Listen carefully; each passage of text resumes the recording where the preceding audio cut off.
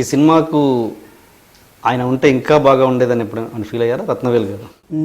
అంటే ఇప్పుడు చెప్పడం కరెక్ట్ కాదు. ఎందుకంటే ఇప్పుడు డెఫినెట్గా రత్నవేలు గారు ఈజ్ మై ఫేవరెట్ సినిమాటోగ్రాఫర్, అది ఎప్పటికీ. ఎందుకంటే నేను చెప్పేది ఈజీగానే కమ్యూనికేట్ అయిపోతుంది. ఇంకా దాన్ని ఇంప్రూవ్ అంటే నేను పెద్దగా ఎక్స్ప్లెయిన్ చేయాల్సిన అవసరం ఉండదు.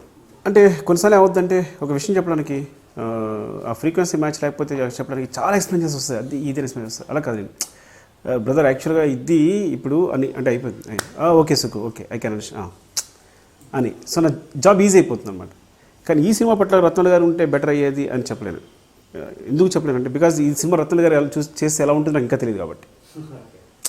నాకు కేవలం విజయ్ చక్రవర్తి చేసిన వెర్షన్, నేను ఏదనుకున్నాను output he is very good. Actually చాలా బాగా ఇచ్చాడు దీన్ని. సో చాలా కష్టపడ్డాడు. ఎప్పటికప్పుడు నన్ను నా థాట్ ప్రాసెస్ని అర్థం చేసుకుంటూ మ్యాచ్ అని ట్రై చేశాడు. మీరు చూస్తే it's very good visuals.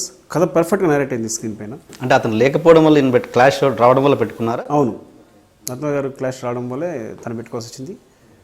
But definitely I can't tell, నేను రత్నవేలు గారు ఈ సినిమా ఎలా చేస్తుందో నాకు ఇంకా తెలియదు కాబట్టి. So this is the best output for me. Assistant director join అవ్వడానికి వెళ్ళాను, తను చీప్ అమ్మన్నాడు.